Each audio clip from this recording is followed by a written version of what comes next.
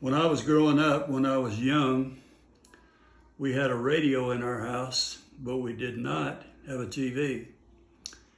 And so at night, when we were all at home and after dinner, um, a lot of times we would listen to the radio. And when I was really young, I don't even remember the songs that were playing. My mom and dad liked country music, and I don't even remember the artist that was popular back then, but they would listen to the radio sometimes at night. When I got to be a little bit older, I guess I was about 10 years old or so, Elvis Presley became popular. And he was a rock and roll singer. Matter of fact, he basically made rock and roll popular. Elvis was a young man that was born in Tupelo, Mississippi, to a very poor family. When he was young, his father got in trouble for something, I don't remember what, but he got sent to prison. And so Elvis was without a dad.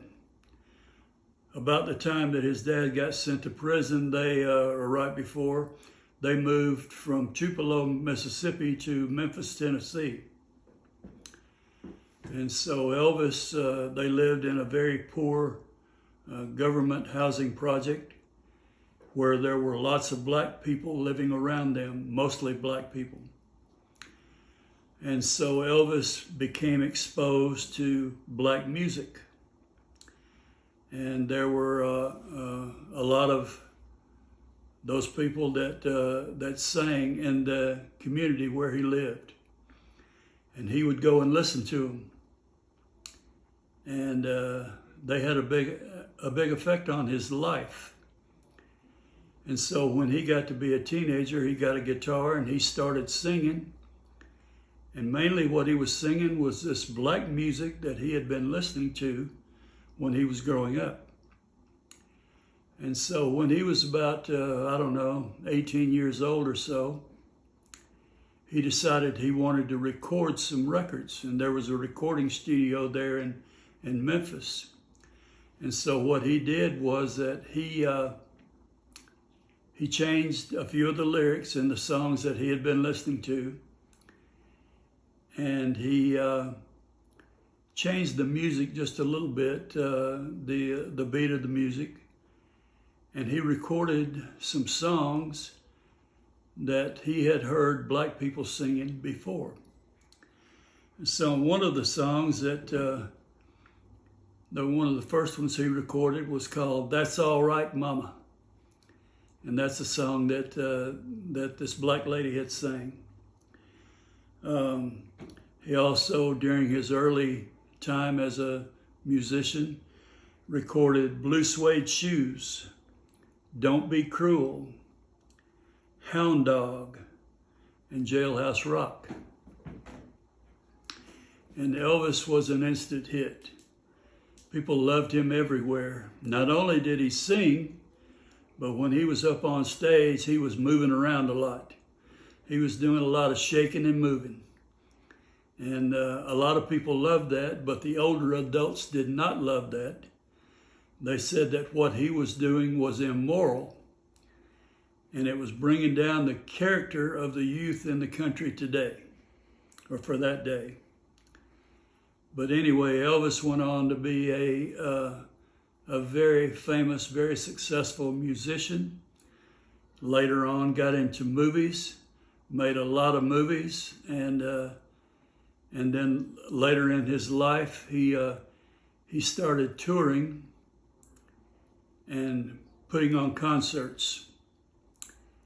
And in 1975, I was actually able to go watch Elvis in concert at the Von Braun Civic Center in Huntsville, Alabama.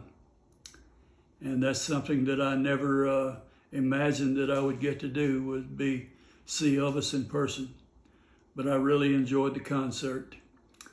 And then shortly after that, I went on my mission And while I was on my mission, Elvis died at a young age.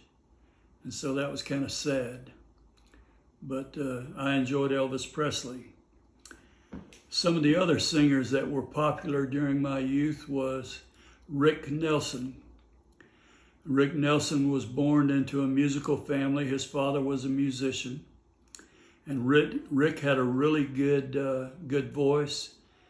And he sang these love ballads. And he was really good at what he did. Rick sang Hello, Mary Lou, Goodbye, Heart. It's Up to You.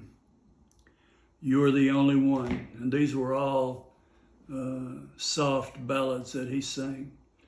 And Rick became very popular. And his family had a TV show that came on weekly, a half-hour sitcom that came on every week. And usually they would have him sing a song on that show. Another popular singer that was during that time, back in the 1960s, was a singer by the name of Jerry Lee Lewis. Jerry Lee was a wild man. And he sang a song called Great Balls of Fire. Later on, that song was very popular in the movie Top Gun. And also in the movie Top Gun Maverick. They also played it again. But that was one of his songs. Another one of his songs was Whole Lot of Shaking Going On. And then there was another called Chantilly Lace. And I think those were the three songs of his that were the most popular. Then later on in the 70s, there were some groups, black groups that got real popular. The Temptations, they had a lot of good songs. Otis Redding, Percy Faith, and Aretha Franklin. And some quite a few of the black singers got to be popular and had hits on the radio, and they had some good songs. A lot of these songs for these black singers were recorded in Muscle Shoals, Alabama. There was a man over there who had a recording studio, and he became really popular with the black singers. And it was kind of funny because all the backup singers for these black singers and all the musicians were white. But nobody knew that because they didn't show a picture of them when they did the recordings on their album covers or anything. But that was good. Then also another singer during the time, early years, 60s and 70s, was Johnny Cash. Johnny Cash was called the Man in Black. And he recorded a lot of popular songs. In the 1970s, it got to be popular to have bands that would sing, several singers at the same time. The Doobie Brothers became really popular. Chicago. Also, I liked Roy Orbison was a really good singer. He had a really good voice. As a matter of fact, Elvis Presley said that Roy Orbison had the best voice he had ever heard. And then Neil Diamond was another singer that was popular during the 70s. There was a couple called the Righteous Brothers, and they were good. They sang the song, You've Lost That Loving Feeling. And so I enjoyed their music. There was a band called the Beach Boys from California that became really popular. Sang a lot of songs about surfing and all that kind of stuff. And so, yeah, I've enjoyed music most of my life.